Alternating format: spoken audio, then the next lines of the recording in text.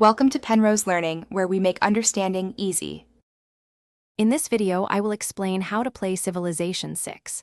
We'll cover the fundamental steps to get you started on your path to global domination. First, you'll learn about the different ways to win the game, from cultural influence to scientific advancement.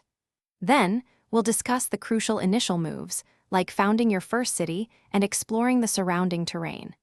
This guide will help you build a strong foundation for your empire. Once your first city is established, focus on early game essentials. Construct a scout to uncover valuable resources and potential rival civilizations. A slinger provides basic defense against barbarians, protecting your initial settlements.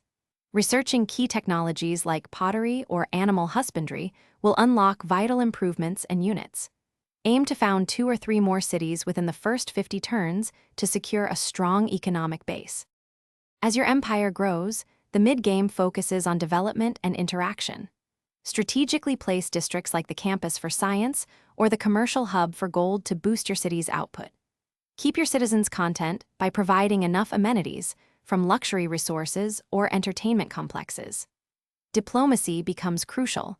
Forge alliances for mutual benefit or prepare for conflict with rival leaders to expand your territory.